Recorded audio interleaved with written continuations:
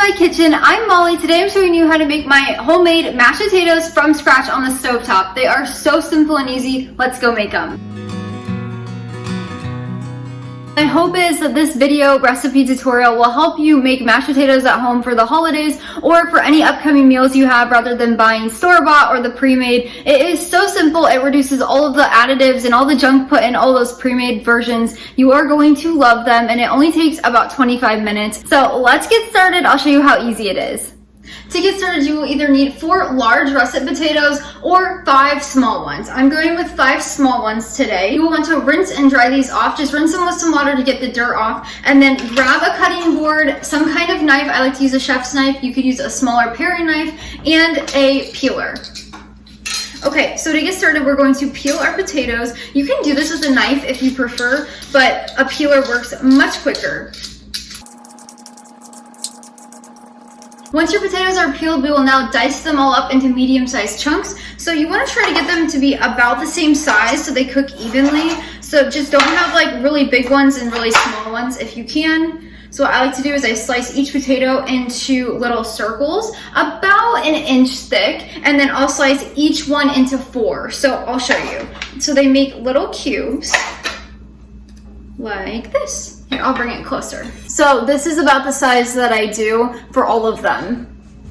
So again, you just slice the potato into like little 1-inch sections, and then you slice each section into 4. That's my easiest tip on how to cut up these potatoes for mashed potatoes. Obviously, you can just roughly dice them into big chunks and they'll be just fine as well. You're just cooking them down. The size and shape doesn't really matter, so it doesn't have to be perfect. Just try to keep the size similar. When your potatoes are all diced up, you're gonna grab a medium-sized saucepan or pot, whatever you wanna call it, and then we will add in all of these chunks. So add them all into your pot. And then you'll wanna grab some water. I'm just using my filtered water to show you. It is best to use a filtered water, but you can use water out of your sink. So we're just going to pour a little water in here to cover the potatoes. Once you've covered the potatoes with water in your pot, you're going to use your hand to stir them around. This is rinsing your potatoes. So we're gonna rinse them twice before we cook them. This gets rid of the starch that is on the outside of the potatoes, which makes it easier to cook. Otherwise, your pot is going to boil over and get all foamy. So this is the best way to help reduce that. Once they're all rinsed together and you'll see some bubbles in the water, it'll be kind of cloudy, go ahead and drain the water out and meet me back here.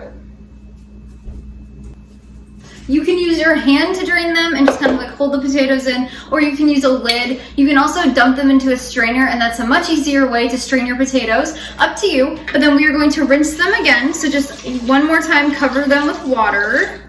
Stir them around with your hand. You could also use a spoon. Just do this for a little bit to rinse them. And then let's go drain it one more time. Now that we've rinsed our potatoes twice, you're going to fill up the pot about 2 inches above the potatoes. So you want them fully submerged, and then it's time to go take them to the stovetop.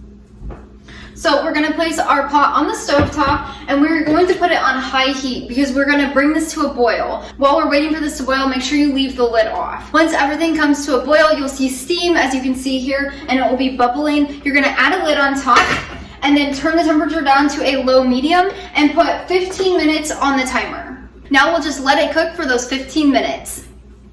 Once your potatoes have cooked for 15 minutes, you will then take off the top and drain the water out of them. You can do this by using your lid, or you can pour them into a strainer. Let's go do that quick.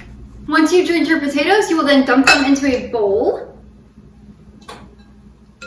And then in your pot that is still warm, you will add in 1/4 of a teaspoon of ground black pepper, 1/2 of a teaspoon of salt, 2 tablespoons of butter. I use salted, and it does not need to be melted or anything yet. And then 1/4 of a cup of milk or cream, or half and half. It's totally up to you. The cream and half will make your potatoes a little bit more creamier and thicker. That's my favorite. I like to use either half and half, or I'll use my homemade cashew cream just because it makes it so good.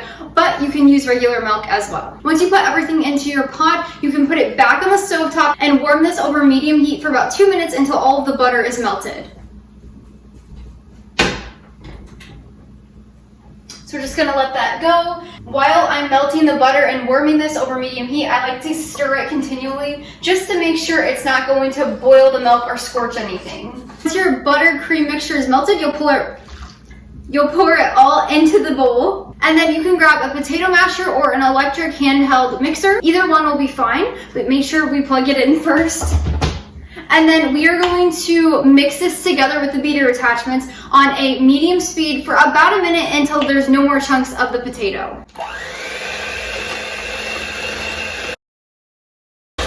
As soon as those lumps are all gone, you want to make sure you stop beating it or else it can give it a really weird texture. So as soon as all the lumps are gone, go ahead and take your beaters out and it's ready to serve. If you would like to add a little bit more salt to your potatoes, you are more than welcome, or pepper. You could even add in a little garlic powder or roasted garlic if you would like to add a little extra flavor, but you can really customize this dish. You can add gravy to it. No matter when you're serving these mashed potatoes, everyone will love them. Thanks so much for joining me today. I'll leave this recipe linked down in the description below, along with my homemade brown gravy. You can also find that video tutorial here on the YouTube channel. I posted just last week. That is also a great recipe. You can make brown gravy from scratch without cornstarch or drippings. It's such a good one. But thank you so much for watching. Make sure you like and subscribe to the video below so you never miss one of the video uploads. But until next time, go make your home a priority.